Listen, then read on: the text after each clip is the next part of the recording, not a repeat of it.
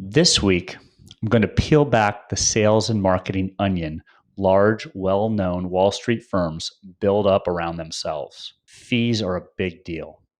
High fees force risk taking. Large, well known firms are built in antiquated, expensive, and inefficient ways. The idea that you get more by paying more hasn't been true in investing for at least 20 years. Large, well known investment businesses provide solutions that will generally track the market before fees over time. Think about it this way: to be able to have your performance deviate from the overall market in material ways, you have to take positions that are materially different than the market. If these efforts don't go well, you risk losing clients. Large firms don't spend their time figuring out how to outperform the market. They know this isn't practical, nor does it make business sense, as a big misstep will likely lead to lost clients and lost revenue. Most of what we hear from a sales messaging standpoint is marketing and messaging to feed the belief that they can outperform the market. Given the complex nature of financial markets and return comparatives, there is nearly always a way for an investment professional to highlight something positive. The larger the organization is, the more all of this is true.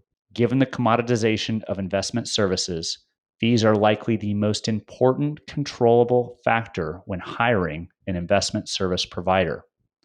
Let's take a look at a large non-bank or brokerage example. Fisher Investments is an easy target for lots of reasons.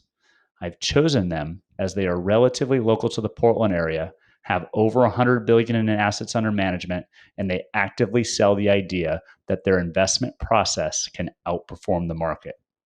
So if we go to their website, a few observations. First, there's no sign of their performance. If you were to ask them about this, they would likely respond with the custom nature of what they do. The practical reality is, if their performance was a selling point, it would be on their website. In looking through the site thoroughly, you can even find a section for institutional investors where they clearly have standardized strategies. Even here, there is no mention of performance. Now let's look at fees. They seem to tout a simple fee structure, but they omit sharing what that is. The same thing applies. If this were a selling point, it would be on here. Lastly, it's worth doing a quick internet search. With Fisher, you can quickly see that the average experience with the organization is suspect at best. There is a 2.9 out of 5 star on average for those that left Google reviews. Next, if we look at them as an employer, we can see that in 639 reviews on Glassdoor, they received an average of 3.6 out of 5 stars. I don't necessarily mean to pick on Fisher specifically, but they are a stereotypical example of why most investors have a skepticism with Wall Street, and the appearance of quality is more likely due to a large sales and marketing budget versus the actual services being provided.